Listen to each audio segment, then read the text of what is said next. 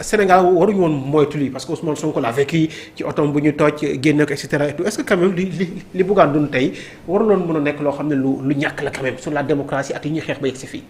waaw d'abord j'ai écouté Pape Moussa. Oui. Et puis fi mu jeexalee mooy Bougane dafa nekkoon ci scénario bu mu tracé bu mu rëdd.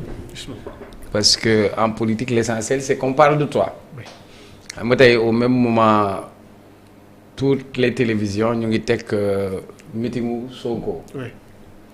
on s'attendait c'est que ñoom ñu def une mobilisation mais xam nga comme ce sujet deuxième partie bi foofu la jëm duñ ci anticiper. Justement, ouais. mais fexe na ba bokk ci xew mi bañ tudd ko.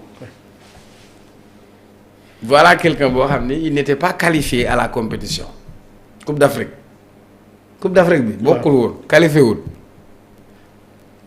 Sonko ak Diomaye ñoo joué final gagné coupe bi mais Bougane moom. wax nga ko sànq ki jël saagam ne daa bëgg a dem Ndar nga jël ko yóbbu ko Ndar yaa ngi koy defal leen bëgg. et man par principe mënuma toog daaw Bougane di dem Joal Fadiouth gendarmerie ñëw koj ko ne ko doo fi jaar. doon ko filmer sax. ma dénoncé lool bu Ousmane Sonko jógee bëgg a def nemmeeku tour ñu indi doole ne ko doo fi jaar parce que principe bi ma nekkoon. du ma ko changer. ànduma ak Bougane sur sa démarche politique parce que même bi ma fiy nekk Macky Sall nekk fi bi mu waxee turu tibb tànk dama ne baat boobu rafetul démarche am la ak stratégie am. même si fekkee cautionné wu ma démarche am ak stratégie am mais tey pour man arrestation bi ñu ko jàpp dañ ko rendre service. dañ ko rendre service parce que le fait que ñu jàpp ko dina ci victimiser wu dina ci politiser.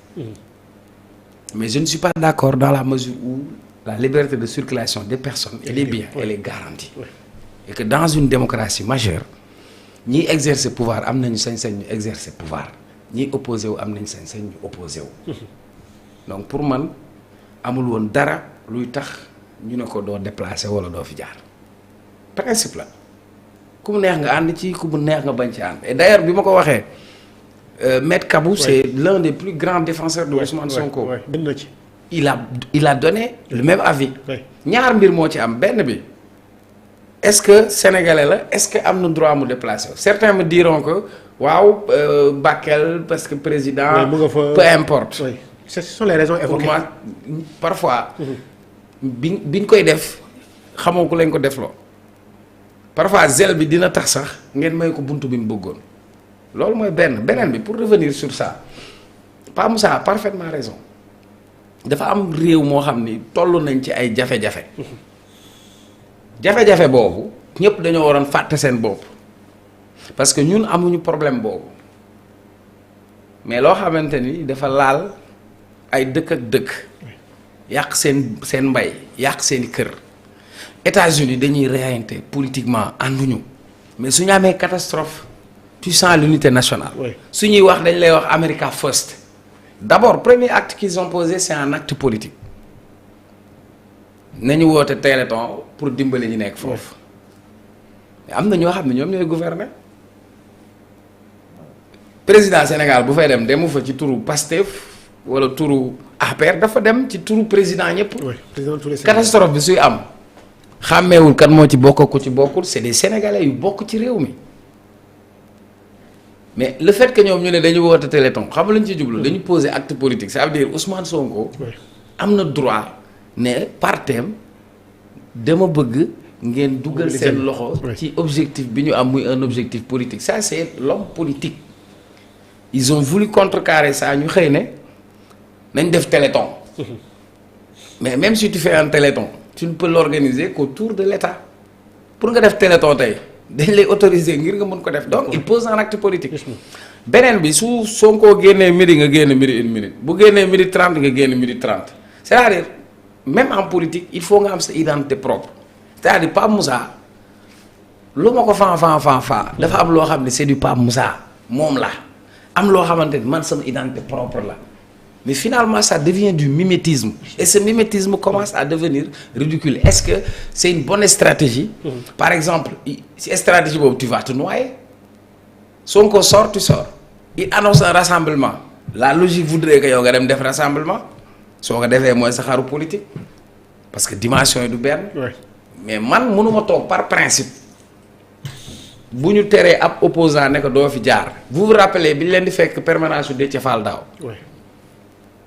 candidat yi ñëw ne dañuy toog ñu indi gendarmerie ñu gazé leen ne leen du leen fi toog. damaa toog ma ne je défends la liberté de réunion. dañ ko bunkeriser woon foofu lépp. vous comprenez. quand on a pris Ousmane Sonko de manière illégale ñu baare ko 52 jours saa yu ma xëyee ne leen li ñu def teg ñu ko fenn kon du ma cautionner du ma condamner benn mbir démb. tey ma di ko cautionner. bu ñu ko bàyyi woon mu jàll buy dox ak waa muy dawal vélo kenn du ko dégg mais le fait que ñu taxaw ne ko doo fi jaar mu wut ay caméra filmer leen ñu filmer image boobu génn.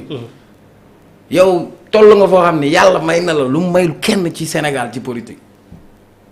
maanaam yow yaay toog ngay organiser meeting ñetti fan defoo publicité waxoo kenn nga ne jam ñaaju embouteillage am ci suba ba tey 10 heures ba 20 heures nit ñi toog fa ñu fay dugg ñëpp dañoo fay pour dugg nga am loolu mais am na yoo xam ni maladresse lay nekk.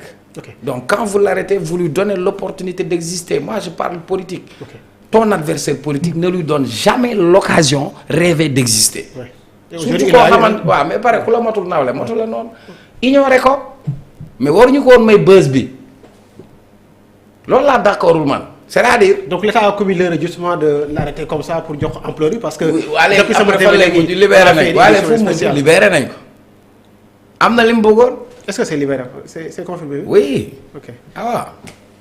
ok ba pare Pape Moussa li mu wax dëgg la démb dama dem julli mosquée omarienne. ci àjjuma ji. imam bi di lim. ñiy joxe ndimbal mu ne le khalife général des Mourides macha allah sëñ yàlla na fi yàgg parce que moom diine gi yëpp la fi nekkal joxe na 40 millions am ñu joxe 50 am ñu joxe 100 am kenn koo xam ni dafa joxe nee na moom li mu joxe bëggul ñu wax ko xam nga kooku daa def te yàlla tax mais ki nga xam ni day politique lee muy def di ko joxe dividende politique la ciy wut. Retour politique par rapport à son image et Pape Moussa a raison parce que am na loo xam ni soxlawul ñu di ko politiser am na loo xam bu ñu fa eggee question d'unité nationale la. dañu war a boole. c'est-à-dire tey waroon nañ toog ñu ne ginnaaw ba lii am na toute la nation doit se mobiliser ñun kat ay acteurs lañ. waaye lii lañ am lii lañ mën. man Bougane kat am naa sama télé je mets ça à la disposition du pays. je mets ça à la disposition de l'État am na ay questions yoo xam ne nañ ci reyante mais am na question boo xamante ne. comme li Pape Moussa wax on ne peut pas utiliser des catastrophes pour politiser ko. Par contre je reste sur mes principes. calés et carrés. L'année dernière quand on refusait à Ousmane Sonko de faire son nemmeeku tour j'ai dit que c'était pas normal la gendarmerie ne devait pas l'arrêter et boo doon seetlu Ousmane Sonko saa yu jógee pour dem fenn gars yi xam nañ mbooloo dañuy bañ sax mu yëngatu ñu indi gendarmerie. bloqué ko je disais que ce n'est pas normal. ok. Quand on avait arrêté Bougane à Joal Fadiouth avec le régime de Macky je disais que ce n'est pas normal. Donc quand on l'arrête aujourd'hui je vais encore dire que ce n'est pas normal. ok nga baal ma parce qu'il y a un communiqué de la gendarmerie boo xam ne génne nañ ko. pour wax ci arrestation ki nga xam ne moo di Bougane Gueye Dany xam naa dama koy lire bu ko defee ñu mën ko càmbarandoor analyser éventuellement pourquoi ñu dal di ko teg loxo ci boobu la communiqué nee nañ interpellation de monsieur Bougane Gueye Dany à Bakel ce samedi 19 octobre 2024 vers 13h40 la brigade de gendarmerie nationale de Bakel a procédé à l'interpellation de monsieur Bougane Gueye Dany pour refus d'obtempérer loolu je pense que Pape Moussa di nga ci ñëw beneen biir mooy circonstance l'intéressé en provenance de SEM se rendait à Bakel. Arrivé au niveau du poste de gendarmerie de Bondji, son cortège composé de 13 véhicules a été arrêté par des gendarmes. Ils lui ont notifié qu'il devait marquer un peu momentanément qu'il devait marquer un arrêt momentanément pour des raisons de sécurité afin de laisser passer le convoi de son excellence monsieur le président de la République. Ensuite il pourrait continuer sa route après le départ de l'autorité. Monsieur Bougane Gueye Dany a catégoriquement refusé de se conformer aux instructions des gendarmes. Il a décidé de passer le barrage en force en évitant le reste du cortège à le suivre. Ainsi, le commandant de la compagnie de gendarmerie de Bakel a fait intervenir un peloton de l'escadron de surveillance et d'intervention ici, en renfort, pour l'intercepter le convoi au niveau du pont de Tourine, un village situé à 12 km de Bondji sur la route de Bakel. Le commandant d'unité a fait procéder à l'interpellation de M. Bougane Gueye Dany pour refus d'obtempérer. Il a été conduit aussitôt auprès de l'office de police judiciaire territorialement compétent. À la brigade de la gendarmerie de Bakel, le procureur de la République près le tribunal de grande instance de Tamba a été informé. Donc je pense que Pape Moussa. waaw mais ak appréciation bi nga ci jox xam nga tu viens de me lire le communiqué de la gendarmerie parce que jusque-là nous on s'est limité aux images qu'on nous a montrées, on s'est limité aux informations qu'on a reçues. Mais d'après le communiqué de la gendarmerie qui a été quand même une version officielle de la gendarmerie qui vient clairement pour dire que dañu ko waxuñu ko doo dem. dañ ne ko nga taxaw négandiku le temps cortège présidentiel jàll. refus d'obtempérer nga wax c'est-à-dire tey boo rombee ci yoon ki nga xamante ni moo war wàllu sécurité su la waxee taxawal boo taxawulee mooy da ngaa bañ ordre boobu soo bañee ordre boobu ça veut dire que da nga violer loi donc bu fekkee ni gendarmerie ni mu ko waxee moom moo am kon ça veut dire que kon il a eu tort ci mbir moomu parce que président de la république rek moo am privilège buy jéggi yow doo jéggi bu waree jaar doo jaar kon nag comme gendarmerie génn na leeral ça veut dire que moom ci objectif am atteindre na ko c'était am lu ñu ko téewee wala de la victimisation wala et cetera.